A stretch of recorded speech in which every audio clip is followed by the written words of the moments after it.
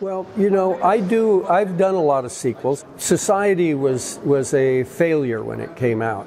Now it's become a big movie.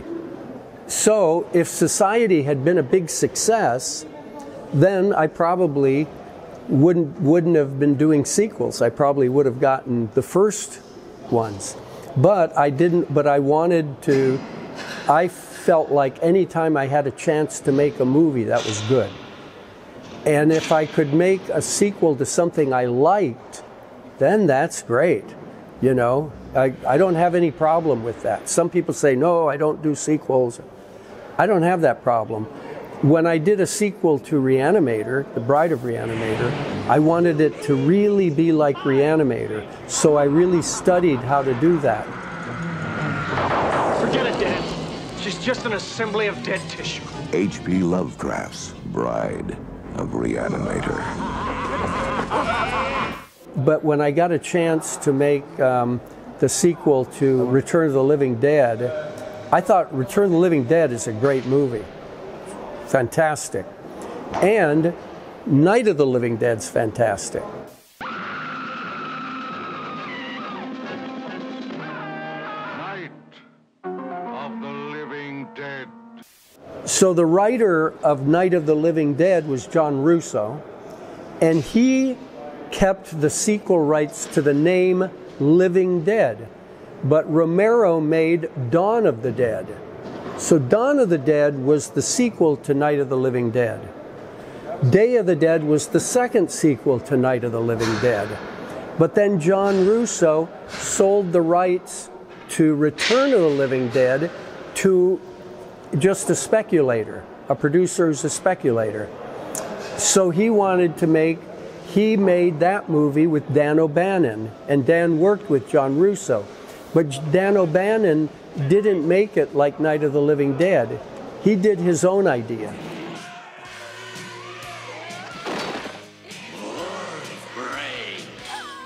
And what his idea was, from my point of view, is that he wanted to make it like a horror comic book from the 50s. Because in the horror comics, they're always eating brains. And at that time, nobody knew how to make a EC comic a movie. They would try, but Dan O'Bannon knew how to do that. He made something very original. Without Return of the Living Dead, we wouldn't have Tales from the Crypt TV show, because everybody saw from Return of the Living Dead, that's how you can make a horror comic book on film. So Dan O'Bannon made a totally different kind of movie. The Return of the Living Dead. But it was called Return of the Living Dead because they're trying to capitalize on Living Dead from Night of the Living Dead. So it was already had this sequel title, but it was a completely different idea. Did you see that movie, Night of the Living Dead? In Night of the Living Dead, we don't know why the dead come to life. The dead who live on living flesh. The dead whose haunted souls hunt the living. We have no idea. We hear that there was some space mission, but on the radio, but we don't know. They don't explain it. On Dawn of the Dead, the poster said, "When hell is full, the dead will walk the earth." They still didn't know. I used to always think, oh, if you bite somebody, they get infected and they turn into a zombie. That wasn't true on Night of the Living Dead. That didn't come till later. That was a later idea. It was just that people who died came to life. No explanation. But on Return of the Living Dead, Dan O'Bannon made it funny. He decided that he was going to say that it was the government who made a gas to eradicate marijuana that had a bad side effect, because he was very anti-government, you know, and he was very pro-marijuana. So that was Dan O'Bannon's idea, totally different from George Romero.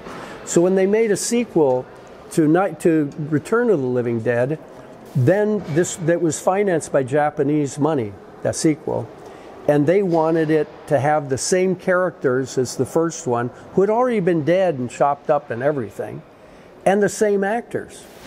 And they had to be a comedy, and the director didn't even really like to make a horror movie.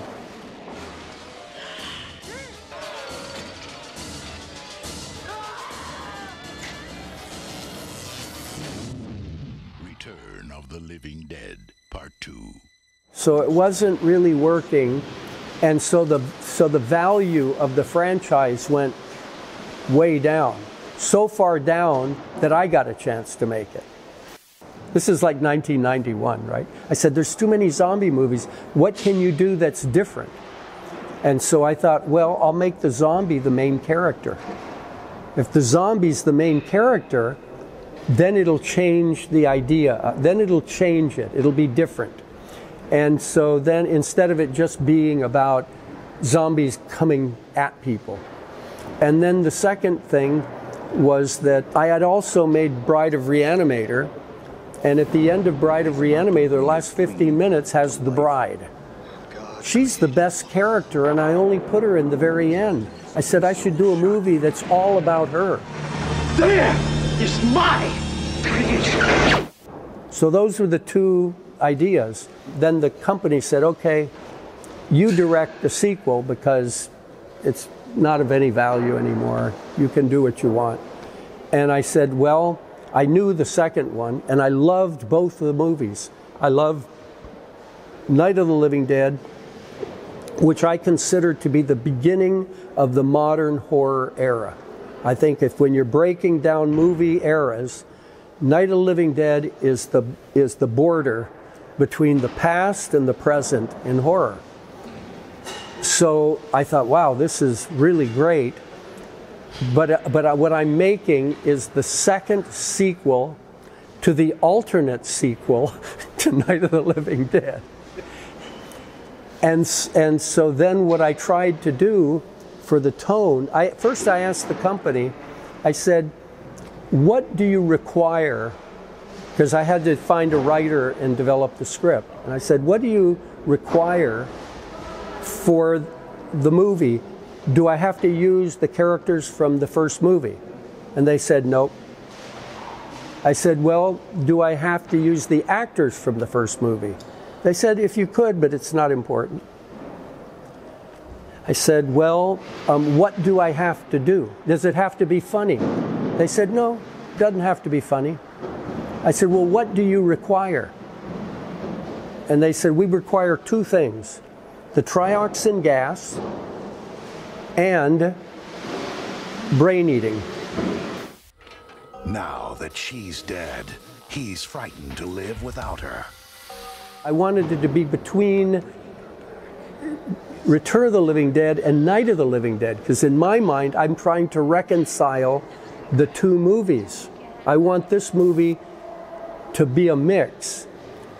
And so that's how I began the process, that when I met many writers, and the one that I got along with the best was named John Penny.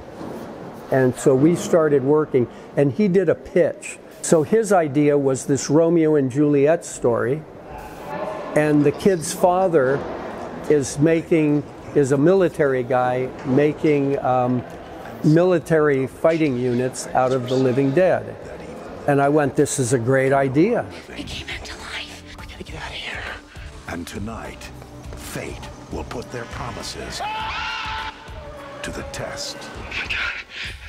And I'm always very much interested in the mythology of the movie. I want to know the mythology, what the logic is. And so the logic for me, I needed a logic for the brain eating. That was the big thing. So in Night of the Living Dead, they just eat people because that's disgusting, right? It's inhuman. Send more cops. In Return of the Living Dead, they eat brains because they hurt, right? They say, how do you feel?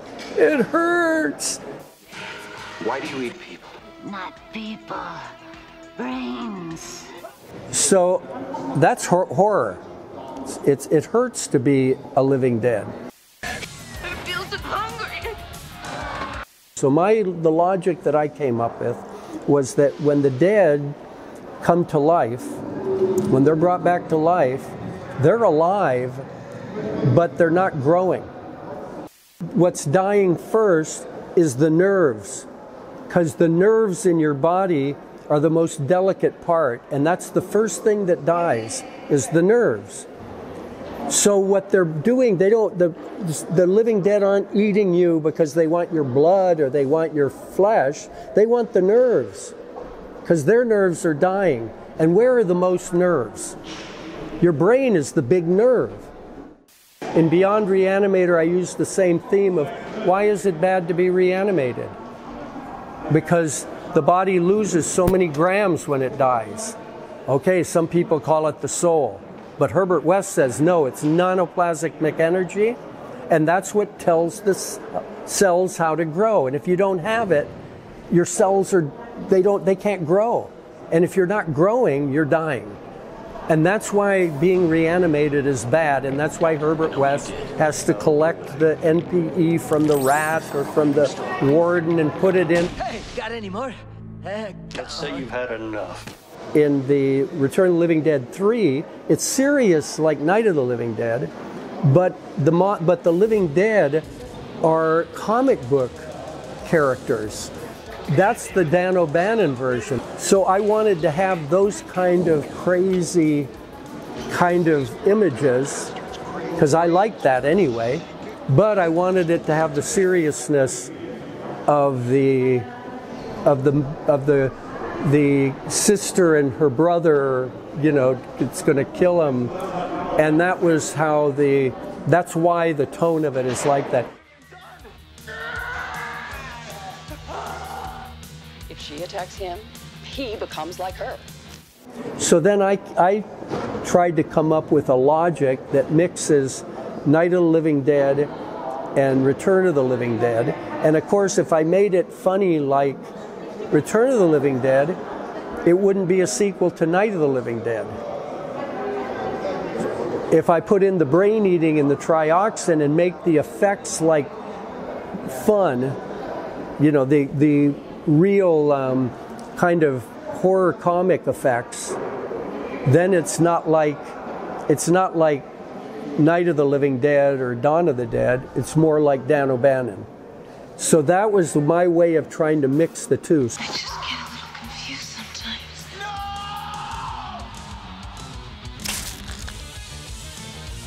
Love never dies.